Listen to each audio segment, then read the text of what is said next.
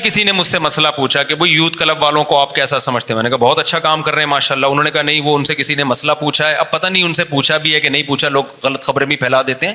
لیکن بالفرض پوچھا بھی ہو یا جواب بھی دیا ہو, میں فرضی ایک مثال دے رہا ہوں, ہو سکتا ہے نہ ہو, کیونکہ جب تک پوری تحقیق نہ ہو کسی کی طرف کوئی بات منسوب نہیں کی جائے. تو یوتھ کلب والوں کو تو میں بھی بڑا سپورٹ کرتا ہوں, بہت اچھا کام کر رہے ہیں. انہوں نے کہا وہ نماز جو سکھا رہے ہیں لڑکیوں کو, وہ کہتے ہیں مرد اور عورت کی نماز میں کوئی فرق نہیں ہے, کوئی حدیث اس بارے میں نہیں ہے. تو میں نے کہا دیکھیں یوتھ کلب والے بڑا اچھا کام کر رہے ہیں, یہ فروعی مسائل کی وجہ سے کسی کو برا کہنا تو ٹھیک نہیں ہے, یہ چھوٹی نماز تو پڑھوا رہے ہیں نا. تو کہتے ہیں پھر آپ کی کے پاس کیا دلیل ہے. میں نے کہا یوتھ کلب والوں سے پھر میری پیغام پہنچا دیں, میرے سے بھی رابطے میں ہیں اور بڑے اچھی طرح, لیکن میں بحث کرنا نہیں چاہتا کسی سے ان مسئلوں میں. ایسا نہ ہو میرا یوتھ کلب والوں سے عورتوں کی نماز پہ مناظرہ شروع ہو جائے. تو میں نہیں چاہتا میری صلاحیت ادھر استعمال ہو اور ان کی صلاحیت میرے خلاف استعمال ہو. جو کام وہ پازیٹو کر رہے ہیں ان کو کرنے دو, جو ہم کر رہے ہیں ہمیں کرنے دو. لیکن جو عام آدمی مجھ سے مسئلہ پوچھنے آئے گا تو میں اس کو دلیل دے دیتا ہوں. میں کہتا ہوں بھائی اگر وہ آپ کو یہ دلیل دے رہے ہیں کہ عورت مرد کی نماز میں فرق کیا ہے, تو آپ بتاؤ کہ بھی علماء سے ہم نے یہی سنا ہے. وہ علماء جو مجتہدین کو فالو کرتے ہیں, جو اپنی رائے پیش کر رہے ہیں, ان کی بات میں نہیں کر رہا. جو مجتہدین کو فالو کر رہے ہیں صدیوں سے, وہ یہ کہتے ہیں عورت سمٹ کے نماز پڑھے گی, تو ہم ان علماء کے فتوے کو فالو کریں گے. رہا مسئلہ دلیل کا, تو ان سے کہیں بھائی اس کی کیا دلیل ہے. اگر آپ کہتے ہو کہ عورت سمٹ کے نماز پڑھے گی, اس پر کوئی حدیث نہیں ہے, بار بار میں سوال اٹھاتا ہوں اب تک کوئی جواب کسی نے نہیں دیا, اس کی کیا دلیل ہے کہ عورت صفا مروہ میں چلے گی دوڑے گی نہیں. کہیں بھی حدیث میں نہیں ملتا کہ عورت چلے گی, بلکہ حدیث میں تو یہ ملتا ہے, جیسے حدیث میں ملتا ہے جیسے میں نے نماز پڑھی ایسے پڑھو. تو ہمارے اہل حدیث کیا کہتے ہیں, بھائی نبی نے تو سمٹ کے نہیں پڑھی ہے تو عورتیں بھی سمٹ کے نہیں پڑھیں گی. تو بھائی اسی طرح حدیث میں آتا ہے خذوا عنی مناسککم, صحیح حدیث ہے, جیسے میں نے حج کیا ایسے حج کرو. تو نبی تو صفا مروہ میں دوڑے ہیں, تو عورتیں کیوں نہیں دوڑ رہی ہیں. نہیں آئی بات میرا خیال ہے. چاروں اماموں کا جو مذہب ہے نا مضبوط بنیادوں پہ قائم ہے, وہ اصول ٹوٹتے نہیں ہیں. آج کل کے جو اسکالرز آ رہے ہیں کتنے بڑے علامے ہوں گے, مانتے ہیں تقویٰ بھی ہوگا, بھائی ان جیسا مینٹل لیول نہیں ہے. وہ ان کی علمی اپروچ نہیں ہے, تبھی تو پوری دنیا نے ان کو فالو کیا ہے. آج کسی اسکالر کو اتنا تھوڑی کوئی فالو کر رہا ہے, بڑے بڑے علاموں نے ان چاروں کو فالو کیا ہے. آج کے اسکالر میں 4 فالو کر رہے ہوں گے تو 4000 مخالفت کر رہے ہوں گے. تو کون زیادہ لائق اتباع ہے, ان کی تحقیق کو مانے یا ان کی تحقیق کو مانے. تو ان کی تحقیق کو مانا جائے گا, جو صدیوں سے امت اس کو مان رہی ہے. تو یہ اس کی کیا دلیل ہے کہ بھائی جو یہ کہتا ہے نا مرد عورت سمٹ کے نہیں مردوں کی طرح پڑے گی, حدیث میں نہیں ہے. تو حدیث میں یہ بھی نہیں ہے کہ عورت چلے گی. بعض لوگ فوراً حدیث پیش کرتے ہیں کہ حضرت عائشہ کا قول ہے کہ تمہارے لیے ہم میں اسوہ حسنہ ہے, نمونہ ہے, ہم چلتے ہیں تو تم بھی چلو. پہلی بات, حضرت عائشہ کا یہ قول کسی صحیح سند سے ثابت نہیں ہے. ناصر الالبانی رحمہ اللہ نے خود اعتراف کیا کہ یہ قول صحیح نہیں ہے. اور دوسری بات, وہ بھی تو حضرت عائشہ کا قول ہو گیا نا. جب عائشہ کا قول حدیث کے قول کے مخالف ہوگا تو کس کو لیا جائے گا, پیغمبر کے قول کو لیا جائے گا نا. کیونکہ بار بار لوگ کہتے ہیں کسی امتی کو پیغمبر کے مقابلے میں ترجیح نہیں دینی. نبی تو کہہ رہے ہیں جیسے میں نے کیا ایسے کرو, اور حضرت عائشہ کہہ رہی ہیں کہ نہیں ہم جیسے کر رہے ہیں ویسے کرو. تو آپ جیسے اب کبھی ابو حنیفہ کو نبی کے مقابلے میں لے آتے ہو, کبھی امام شافعی کو لے آتے ہو, تو اسی طرح تو حضرت عائشہ کا مقابلہ بھی نبی سے ٹھیک نہیں ہے. اور اگر حضرت عائشہ ہی کو فالو کرنا ہے تو حضرت عائشہ تو یہ بھی کہہ کے گئی ہیں, بخاری میں لکھا ہوا ہے کہ اگر نبی ہمارے زمانے کی عورتوں کو دیکھ لیتے تو عورتوں کو مسجدوں میں آنے سے روک دیتے. دلیل دیتے کہ نہیں نبی نے کیا فرمایا, لا تمنعوا اماء اللہ من المساجد, عورت بھی مسجد میں آئے گی, عورت کو نہیں روک سکتے آپ. وہاں آپ حضرت عائشہ کے قول کو کیوں نہیں لے رہے جبکہ وہ صحیح سند سے ثابت ہے. تو کہیں بھی اصول جو ہے نا یہ ٹکتے نہیں ہیں. تو میں ان لوگوں سے سوال کرتا ہوں جو عورت کو کہتے ہیں سمٹ کے نماز نہیں پڑھے گی, چوڑی ہو کے مردوں کی طرح نماز پڑھے گی, اور دلیل مانگتے ہیں, تو وہ دلیل اس پہ بھی ہمیں دیں کہ عورت صفا مروہ میں چلے گی دوڑے گی نہیں. وہ اس پہ بھی دلیل دیں کہ عورت رمل نہیں کرے گی. ہم جب جاتے ہیں نا عمرہ کرنے, حج کرنے, تو پہلے 3 چکروں میں سینہ اکڑا کے کرتے ہیں. عورت سینہ نہیں اکڑاتی, حالانکہ نبی نے تو سینہ اکڑایا ہے, اور نبی نے فرمایا کہ جیسے میں نے عمرہ کیا حج کیا ایسے کرو. تو عورت کو بھی آپ حکم دیں. نبی صلی اللہ علیہ وسلم نے زور سے لبیک کہا, عورت کیسے لبیک کہتی ہے, آہستہ لبیک کہتی ہے. کوئی دلیل نہیں ہمارے پاس. عبداللہ بن عمر کا ایک قول ہے, وہ بھی ضعیف سند سے ہے, وہ بھی صحیح حدیث نہیں ہے. تبھی میں نے کہا تھا کہ آج کل کے جو نئے نئے اسکالرز آ رہے ہیں نا، اب یہ اجتہاد کر کر کے ہر اجماعی مسئلے کو چینج کریں گے. تو ہمارے پاس کیا دلیل ہے صفا مروہ میں چلنے کی؟ اجماع امت. کیا دلیل ہے بھائی؟ صدیوں سے اسی طرح ہوتا چلا آ رہا ہے. امت گمراہی پہ جمع نہیں ہو سکتی. امام بخاری نے ایک روایت پیش کی ہے کہ اسلاف سے کہ ایک خاتون مردوں کی طرح نماز پڑھتی تھیں. ہم کہتے ہیں یہی دلیل ہے کہ ان کے علاوہ ساری عورتوں کی طرح نماز پڑھتی تھیں. ٹھیک ہے نا؟ تبھی امام بخاری کو ایک خاتون ملی، ان کا تذکرہ کر دیا. اور پھر چاروں اماموں کا اجماع ہوا ہے اس کے اوپر. پھر وہی جیسے صفا مروہ پہ چلیں گی، دوڑے گی نہیں. کیوں؟ اجماع امت ہے بھائی.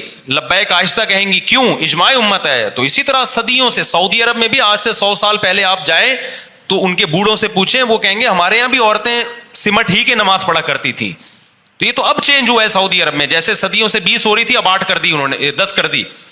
تو صدیوں سے جو چیز چلی آ رہی ہے وہ ٹھیک ہے. جو آج چینج ہو رہی ہے وہ ٹھیک نہیں ہو سکتی. سمجھتے ہو کہ نہیں سمجھتے ہو؟ تو اب کیا ہوا ہے کہ میں نے ایک پیشگوئی کی تھی کہ دیکھنا اب جو جدید جو اسکالرز آ رہے ہیں نا، وہ اجماعی مسائل کو چینج کریں گے اور وہی کہیں گے کہ اس پہ کوئی دلیل نہیں ہے. اور میں نے ایسی پیشگوئی کر دی تھی کہ دیکھنا کچھ اسکالرز فتویٰ دیں گے کہ عورت صفا مروہ میں چلتی کیوں ہے، عورت دوڑے گی، کیونکہ چلنے کی کوئی دلیل نہیں ہے. تو مجھے فتویٰ مل گیا ناصر الالبانی رحمہ اللہ کا. انہوں نے باقاعدہ فتویٰ دیا ہے کہ عورت دوڑے گی صفا مروہ میں، اور دلیل یہی دی ہے کہ نبی جب دوڑے ہیں، اور بلکہ اس سے بھی اوپر کی دلیل دی ہے. بھائی جب نبی دوڑے ہیں، بلکہ حضرت ہاجرہ وہ تو خاتون تھی نا، حضرت ابراہیم کی زوجہ، تو جن کی سنت میں ہم دوڑ رہے ہیں وہ تو عورت تھیں.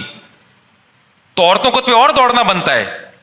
اب جب انہوں نے فتویٰ دیا نا تو لوگ حیران ہیں، بھائی یہ تو زندگی میں کبھی ایسا ہوا ہی نہیں. تو سعودیہ ہی کے مفتیان کرام میں ان پہ رد کیا. انہوں نے بولا بھائی یہ تو اجماع امت سے ثابت ہے، اس پہ دلیل کی ضرورت نہیں ہے. تو ہم کہتے ہیں حضرت یہ بھی اجماع امت سے ثابت ہے کہ عورتیں سمٹ کے نماز. آپ پرانے فتاوی میں کوئی ایک قول تو کسی مجتہد کا دکھا دو. ہم آپ کو دکھائیں گے ابو حنیفہ کی کیا قول ہے، امام شافعی کا کیا قول ہے، امام احمد کا کیا قول ہے، امام مالک کا کیا قول ہے. یہ سارے بڑے بڑے محدثین تھے بھائی. امام احمد تو امام بخاری کے استاذ ہیں. آپ آج کے اسکالر، اچھا پھر لوگ کیا کہتے ہیں، ہم دیوبندیوں مفتیوں کو نہیں مانتے. ہم مانتے ہیں وہ فلاں مفتی وہ عربی ہیں. بھائی میں نہیں کہہ رہا ہمیں مانو، امام احمد امام بخاری کے استاذ ہیں، ہم ان کا فتویٰ پیش کر رہے ہیں. کمال کی بات ہے دیوبندیوں سے بغض میں امام ابو حنیفہ کو بھی چھوڑ دیا، امام مالک کو بھی چھوڑ دیا، امام احمد کو بھی چھوڑ دیا، امام شافعی کو بھی چھوڑ دیا، اور کسی عربی کے فتوے کو فالو کر رہے ہیں. اور لیبل کیا لگا رہے ہیں کہ دیوبندیوں کو کیا پتا، ان بر صغیر کے مولویوں کو کیا پتا.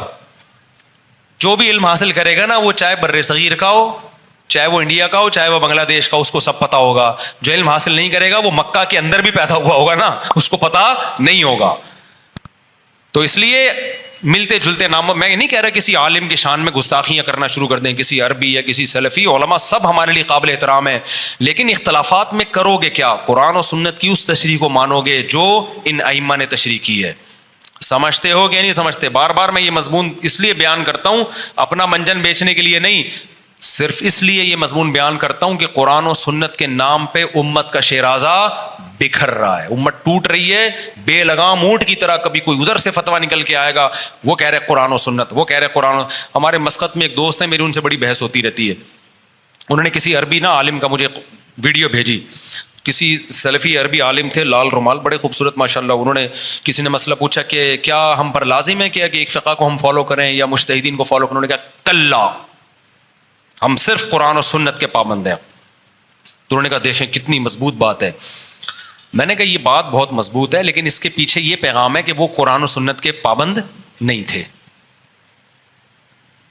یہ ہیں باقی وہ کیا کر رہے تھے؟ وہ قرآن. اور میں نے کہا سعودی عرب میں جب تک فقہ حنبلی قانونی طور پر مضبوط تھا نا، سعودی عرب میں دین میں تحریف کا راستہ نہیں کھلا تھا. علماء پابند تھے. سعودیہ ہی کے بڑے عالم سے کسی نے پوچھا کہ آپ فقہ حنبلی پہ فیصلہ کیوں کرتے ہیں، قرآن و سنت پہ کیوں نہیں کرتے؟ انہوں نے کہا ایسا سوال کر رہے ہو جیسے فقہ حنبلی قرآن و سنت کے علاوہ کسی اور چیز کا نام ہے. ٹھیک ہے نا، ایسا احمقانہ سوال. لیکن ہوا کیا ہے، جب فقہ حنبلی کو سعودیہ میں چھوڑا گیا ہے نا، تو قرآن و سنت کے نام پہ اب کیا ہو رہا ہے، عرب ملکوں میں اب یہ ہونے لگا ہے کہ گورنمنٹ جس چیز کو حلال کرنا چاہتی ہے نا، اپنی مرضی کے مولوی لا کے قرآن و سنت کا لیبل لگا کے مارکیٹ میں چلتا کر دیا. جیسے کہ پاکستان میں تو بہت پہلے سے ہو رہا ہے. اگر پاکستان میں گورنمنٹ ایک فقہ کی پابند ہوتی نا، یا ایک کی نہ ہوتی، کم از کم اس کی پابند ہوتی کہ چاروں فقہ سے خروج کرنے کی آپ کو اجازت نہیں ہے، اتنی بھی پابندی ہوتی، تو یہ جو عدالت میں قرآن و سنت کے نام پہ تحریف کا راستہ کھلا ہوا ہے، یہ راستہ نہ کھلتا۔ اب گورنمنٹ پتہ کیا کرتی ہے؟ ایوب خان نے پہلے یہ کیا تھا، ایوب خان کو دوسری شادی پہ پابندی لگانی تھی، تو اس نے کیا کیا بھائی، یہاں کے مولویوں سے فتویٰ لیا، سب نے کہا بھائی حرام ہے، پابندی نہیں لگا سکتے آپ۔ اس نے کیا کیا، جب پابندی لگانی ہے، لبرل سیکولر حکومت بنانا ہے پاکستان کو، ایک لبرلزم کی طرف جانا ہے، مصر سے مولوی منگوائے، انہوں نے قرآن و سنت کو آڑا ترچھا کر کے نا فتویٰ دے دیا کہ ایکچولی ہم کیا کرنا چاہ رہے ہیں کہ دوسری پہ پابندی نہیں لگا رہے، ایکچولی اس کی کچھ حدود متعین کر رہے ہیں، اگر بے لگام چھوڑ دیا جائے لوگوں کو تو کیا ہوگا کہ ہر آدمی 4-4 8-8 لے کے گھومنا شروع کرے گا، عورتوں کے حقوق ضائع ہوں گے، یہ ہو جائے گا، ایسی لمبی چوڑی اس کی پوری تحریر ہم نے پڑھی ہے۔ وہ گھما کے نا، وہ جو مصر سے چند مولانا لوگ بلوائے انہوں نے، تو اس نے یوں ایکچولی اس کو یوں کر کے نا پہلی بیوی کی اجازت ضروری اور قرآن و سنت کے لیول لگا کے قانون بنا کے تھوپ دیا ہمارے اوپر۔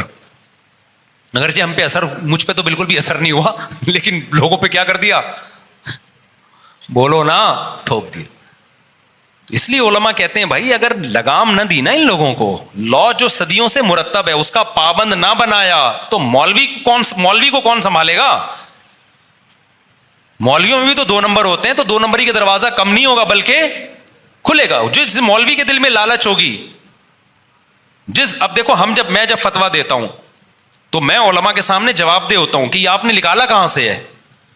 میں کہتا ہوں قرآن و سنت سے، وہ کہتے ہیں قرآن و سنت سے تو یہ بھی نکال سکتے تھے، یہ بھی نکال سکتے تھے، تو اس پہ پہلوں نے اس کا بھی حوالہ دو کہ پہلوں نے کیا فتویٰ دیا ہے، قانون کیا جو مرتب ہے، تو اس کا ریفرنس مجھے لگانا پڑے گا، ورنہ میں قرآن و سنت کے نام پہ کچھ بھی نکال کے لوگوں کو بتاتا رہوں تو کچھ تحریف اس سے کم تھوڑی ہوگی، اس سے تحریف کیا ہو جائے گی، دروازہ چوپٹ کھل جائے گا تحریف کا۔ تو اب کیا کیا جو ایوب خان نے نا، وہ لا کے قرآن و سنت کا لیول لگا کے اتنے سارے قوانین کوٹ پٹانگ۔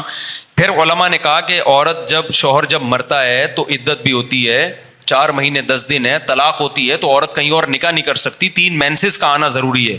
تو اس نے ایکچولی کر کے نا کہ قرآن نے 3 مینسز کا کہا تو 3 مینسز کے 90 دن بنتے ہیں، تو ہم نے نظم کی وجہ سے، ایک لا مینجمنٹ کی وجہ سے 90 دن بنا دیا اس نے، اور پھر قرآن کی آیتوں سے ہی نکالا۔ اب دیکھو قرآن میں طلاق مرتان، 2 دفعہ طلاق، تیسری دے دی تو اب رجوع کا حق نہیں ہے۔ دوسری طرف قرآن میں آتا ہے جب میاں بیوی میں جھگڑا ہو تو دونوں میں صلح کی کوشش کرو۔ اب اس نے 2 آیتوں کو آپس میں مکس کر دیا۔ جو مصر سے سیکولر قسم کے مولانا آئے تھے نا، انہوں نے کیا کیا، اب لوگ علماء سے مسئلہ پوچھتے، صحابہ تابعین سے بھی پوچھتے تو یہی جواب ملتا، جو بھی طلاق دے گا طلاق میں ریورس گیئر نہیں ہے۔ اس نے کیا کیا، 2 آیتوں کو مرج کر دیا کہ اصل میں قرآن یہ ایکچولی، جیسے غامدی صاحب ایکچولی کر کے نا سامنے والے کو ایسا وہ مسحور کر دیتے ہیں، جادو، وہ کہتا ہے یار علم تو کس کے پاس ہے، ان کے پاس ہے علم تو اصل میں، حالانکہ وہ پوری امت کے اجماع کے خلاف آپ آیت کی تفسیر کر رہے ہوتے، اس میں ایکچولی اور اس طرح کی چیزیں نکال دو تو بچتا ہی کچھ نہیں ہے، دلیل کی دنیا میں مضبوط نہیں ہوتا، وہ کسی صحابی کا وہ قول نہیں ہوتا، سارے صحابہ کے 4 اماموں کے اور جتنے بھی بڑے بڑے اسکالرز گزرے ہیں جنہوں نے دین کو سمجھا، ان کی ساری تحقیق ایک طرف ہو جاتی ہے اور یہ ایک نئی تحقیق سامنے آئی ہوتی ہے، تو علماء کیسے مانیں گے اس کو بھائی؟ پھر لوگ کہتے ہیں بھائی اگر امت اتنے عرصے سے گمراہ رہی ہے تو آج ہم کو کوئی صحیح راستہ بتا رہا ہے تو مان لو نا، بھائی یہ امت اتنے عرصے سے گمراہ رہ ہی نہیں سکتی، یہ بات ہی غلط ہے، یعنی یہ امت، نبی آخری نبی ہے، امت گمراہی پہ جمع ہوگی نہیں، قرآن و سنت نے پہلے تو اس کو ثابت کیا ہے کہ یہ بات ہی غلط ہے کہ سارے غلط تھے اور 4 آدمی صحیح ہیں، یہ ہو ہی نہیں سکتا۔ تو اب کیا کیا، ایکچولی کر کے نا انہوں نے کیا کیا، قرآن کی 2 آیتوں کو ملا دیا آپس میں۔ ایک طرف قرآن میں آتا ہے وَإِنْ خِفْتُمْ شِقَاقَ بَيْنِهِمَا فَابْعَثُوا حَكَمًا مِّنْ أَهْلِهِ وَحَكَمًا مِّنْ أَهْلِهَا، میاں بیوی میں جھگڑا ہو جائے تو دونوں کی طرف حکمین آئیں گے، فیصلہ کریں گے، صلح و صفائی کریں گے۔ انہوں نے کیا کیا، انہوں نے کہا دھڑ دھڑ طلاقوں کا نظام ہے نا، یہ طلاقیں دے دی، یہ شریعت میں ہے ہی نہیں، لہذا دے بھی دی تو اس کا کوئی اعتبار نہیں، بلکہ جب بھی جھگڑا ہوگا بے شک طلاقیں ہی ہو جائیں، پہلے یونین کونسل ان کے درمیان میں بیٹھ کے کیا کرائے گی، صلح و صفائی۔ دونوں آیتوں کو آپس میں کیا کر، حالانکہ وہ ایک الگ آیت ہے، وہ طلاق سے پہلے کے بارے میں ہے، لیکن صاف الفاظ نہیں لکھے ہوئے کہ طلاق سے پہلے یہ کرنا ہے، کیونکہ یہ تو کامن سینس کی بات ہے نا کہ جھگڑا جب ہوگا تو صلح جب ہی ہوگی نا جب وہ میاں بیوی ہوں، طلاق کے بعد تو میاں بیوی رہے نہیں ہیں وہ، یہ تو کامن سینس کی بات تھی. تو ایسی سینس کی باتیں کامن سینس کی, قرآن تھوڑی ان کو بار بار ہائی لائٹ کرے گا. تو قرآن نے کہا بھائی دونوں میں جھگڑا ہو تو پہلے سلو کی کوشش ہو. تو انہوں نے کہا بھائی دونوں میں جھگڑا ہو اور طلاق ہو بھی گئی تو قرآن تو کہہ رہے پہلے کیا کوشش ہوگی, سلو کی. اب سلو میں قرآن کہہ رہے اس خاندان کا, انہوں نے کہا یہ خاندان تھوڑی یونین کونسل ہی بنا دو نا, خاندان کے ٹینشن سے ہی بچت. اب پاکستان میں جو عدالتوں میں قانون چل رہا ہے وہ یہ چل رہا ہے کہ جب آپ طلاق دیتے ہیں تو عدالت نہیں مانتی اس طلاق کو. وہ تو لوگ عدالت کو نہیں مانتے, مفتیوں سے فتویٰ لے لیتے ہیں اس لیے, ورنہ کورٹ میں جو لا ہے وہ یہ ہے کہ یہ طلاق کنسیڈر نہیں ہے, بلکہ یہ طلاق کے پیپر پہلے یونین کونسل میں جائیں گے, یونین کونسل کے لوگ آئیں گے اور وہ دونوں میں سلو کی کوشش کریں گے. 90 دن کے اندر ہو گئی تو وہ طلاق کالعدم ہے, اگر نہیں ہوئی تو پھر یونین کونسل اس طلاق کو ویلڈ مانے گی تو ہوگی, وہ بھی ایک ہوگی ورنہ نہیں ہوگی.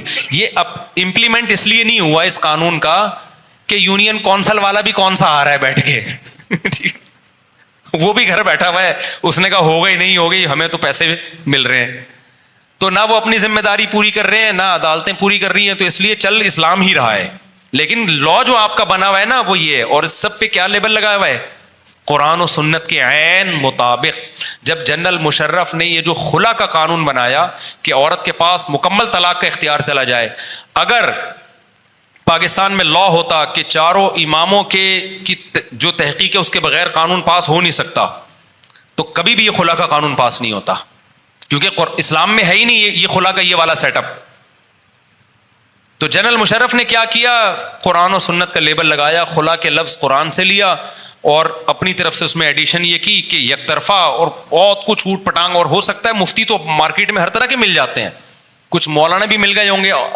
چند دن پہلے ایک اسلامک یونیورسٹی کے ایک اسکالر کا پورا مضمون آیا ہے اور انہوں نے لکھا ہے کہ یک طرفہ خلا بھی صحیح ہے, عورت کو پورا. ایک اور مولانا صاحب ہیں, مولانا تو نہیں ہے اسکالر ہیں, ان کے بھی اپنی طرف سے ایک تحقیق چلا دی انہوں نے کہ مکمل عورت کو طلاق کا اختیار ہے, اس کو ہم کہیں گے خلا. حالانکہ یہ بالکل غلط ہے, اس پہ تو بہت سارے دلائل ہیں. تو کیا ہوا کہ وہ ایسا خاندانی نظام کی ایسی کی تیسی. اب جس عورت کو وسیم بھائی اچھے لگ رہے ہیں وہ کورٹ میں جا رہی ہے کہ ابے جان چھوڑا یہاں سے. میرے پاس کیس آیا, ایک آدمی نے 1.5 کروڑ کا پلاٹ دیا اپنی بیوی کو محبت میں, بیگم نے لے لیا, اگلے دن جا کے کیس فائل کیا, بیوی بھی گئی پلاٹ بھی گیا. لیکن آپ جج سے پوچھیں گے, وکیل سے پوچھیں گے, بولیں گے عین قرآن و سنت کے مطابق ہے. تو میرے بھائی یہ منجن بک رہا ہے قرآن و سنت کے نام کا. تو ہم جو آپ کو کہتے ہیں نا مجتہدین کو فالو کرو, اپنا منجن بیچنا ہوتا تو ہم کہتے ہیں میری تحقیق کو فالو کرو. آج جو اپنا منجن بیچ رہا ہے وہ کہہ رہے ہیں میری تحقیق کو فالو کرو. یہ سارے مولوی منجن بیچ رہے ہیں, اور جس کی طرف نسبت کی جاتی ہے منجن بیچ رہے ہیں وہ اپنی تحقیق نہیں بتا رہے, وہ کہہ رہے ہیں بھائی جو صحابہ تابعین اور ائمہ اربعہ کی تحقیق ہے اس کو فالو کرو. تو منجن کون بیچ رہا ہے؟ منجن وہ بیچ رہا ہے جو ان علماء کے خلاف کر رہا ہے. آپ کو نہیں آ رہی تو جاؤ, حدیث میں آتا ہے علماء کو لوگ چھوڑ دیں گے, خود بھی گمراہ ہوں گے, جو اسکالرز ہیں وہ خود بھی گمراہ ہوں گے اور دوسروں کو بھی گمراہ کریں گے. تو آپ اللہ سے, ہمارے بس میں جو تھا وہی ہم نے سمجھا دیا, آپ کی مرضی جو چاہے کریں, آپ نہ مانیں علماء کی. منجن میں ہی لگے رہے بیٹھ کے, چورن اور منجن میں. کیا ہو گیا بھائی؟